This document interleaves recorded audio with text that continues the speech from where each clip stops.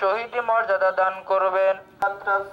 আল্লাহ আপনি তাদেরকে পরিপূর্ণ সুস্থতা দান করবেন। ত্রুটিপূর্ণ নিয়োগ বিধি সংশোধন সহ শিক্ষক সংকট নিরসন, ল্যাব মেশিনারি সংরক্ষণ ও পর্যাপ্ত ল্যাব অ্যাসিস্ট্যান্ট নিয়োগ, পূর্ণাঙ্গ মার্কশিট সহ ফলাফল প্রকাশ, সাপ্লিমেন্টারি পরীক্ষা চালু ও রিটেক ফি কমানো, 2 মাসের মধ্যে পরীক্ষার ফল প্রকাশ, বাজেট বৃদ্ধি, সুনির্দিষ্ট একাডেমিক ক্যালেন্ডার প্রণয়ন ও বাস্তবায়ন বাধ্যতামূলক সহ 7 দফা দাবিতে সারা দেশে 8টি টেক্সটাইল ইঞ্জিনিয়ারিং কলেজের শিক্ষার্থীরা কমপ্লিট শাটডাউন কার্যক্রম চলমান রয়েছে। তবে গতকাল মাইলস্টোন ট্র্যাজেডির ফলে আজ দেশে জাতীয় শোক পালনের জন্য শাটডাউন কর্মসূচি কিছুটা শিথিল করা হয়েছে।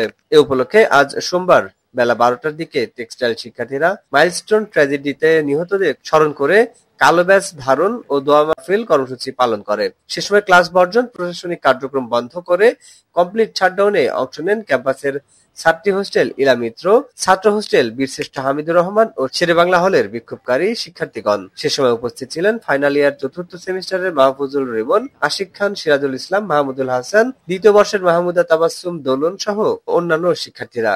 তারা বক্তব্যে বলেন, দীর্ঘদিন ধরে আমরা 7 দফা দাবি নিয়ে আন্দোলন করলেও এখনো কোনো সমাধান পাইনি। বুটেক্সকে বারবার জানানো সত্ত্বেও তারা কোনো হস্তক্ষেপ নেই। আজ জাতীয় শোকের কারণে আন্দোলন শিথিল করা হচ্ছে। আগামীকাল থেকে আবারও বিক্ষোভ কঠোর হবে। উল্লেখ্য, চলতি মাসের 17 জুলাই থেকে দেশের 8টি টেক্সটাইল ইঞ্জিনিয়ারিং কলেজে একযোগে 7 দফা দাবি আদায়ে কমপ্লিট শাটডাউন কর্মসূচি পালন করে আসছে শিক্ষার্থীরা।